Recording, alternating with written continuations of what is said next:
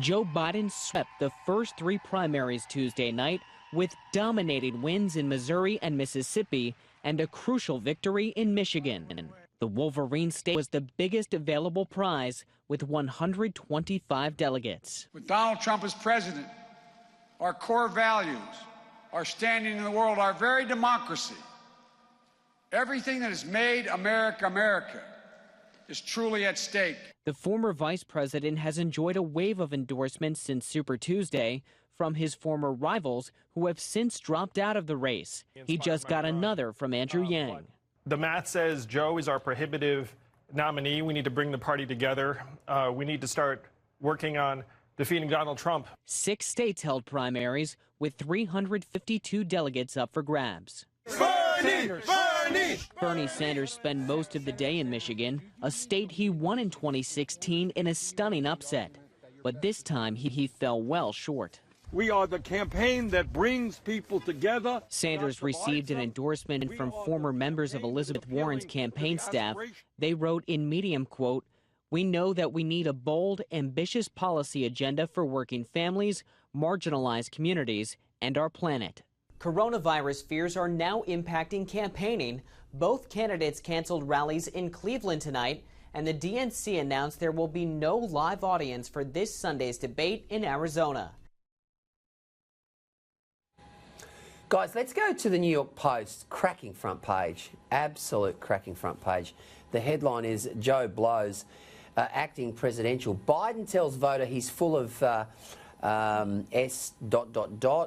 I'm not Paul Murray, I can't say that. Challenges him to fight. In an argument over gun control yesterday, Joe Biden swore at a Michigan auto worker and told him, "Don't try me, pal.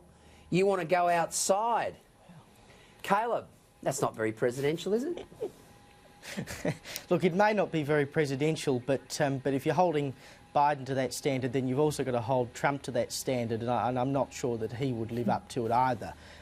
If you look at the wider footage that was taken at this meeting, I've actually got to give Biden the benefit of the doubt, because he seemed to be conversing reasonably well with these working class people, which of course Clinton and many others from the Democratic camp have struggled to do in the last decade or so. He seemed at ease, they seemed willing to talk to him, and he seemed willing to talk to them. And this fellow was having a pretty big go at Biden, and he gave back as good as he got. You know, it may not be the typical statesman-like stuff you expect, but I'm actually willing to give him the benefit of the doubt on this one, because I think he was probably talking to them in the language that they were talking to him. And if he stood there and pretended to be all statesman-like, they probably wouldn't have interacted with him as well as they did. So I'm actually going to give him a pass on this one. What do you think, David? Fair enough. I will say, though, can you imagine in Australia if one of our leaders had to say it?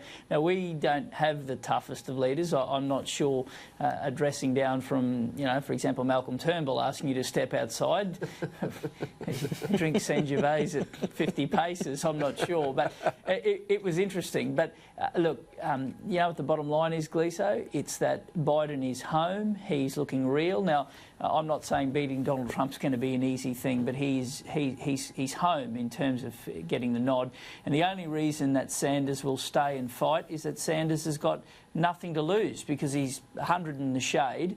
This is his last throw of the dice. He got close last time, and he will continue to fight, continue to take bark off this guy, and in the end that's probably going to be bad for the Democrats and good for Trump. All right, guys, we're running out of time, so Caleb, keep this nice and short. What would Trump be thinking, and can Biden go with Trump in November? By that, what I mean is, can he beat him unlike Hillary? Trump would be thinking, you beauty, for one, and no, Biden can't beat Trump.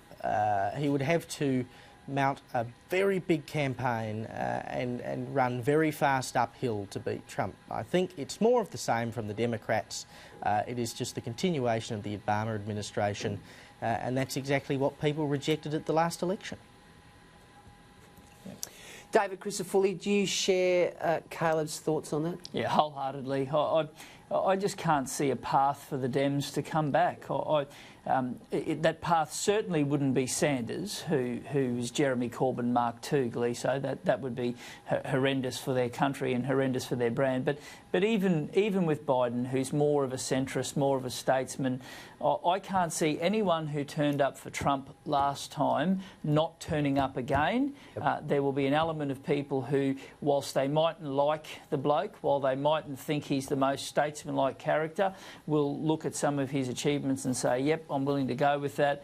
And I just don't think that Biden will be able to mobilise his base to get out in the manner that they need to, and I think it's Trump for another 4 years. And the only sort of wild card, guys, I can think of that might throw a bit of mayhem into this particular presidential race is, of course, the coronavirus and the impact that it might have on the economy. Because, you know, if it came down to who managed the economy best, Trump would win easily because he's done such a good job with the American economy while president.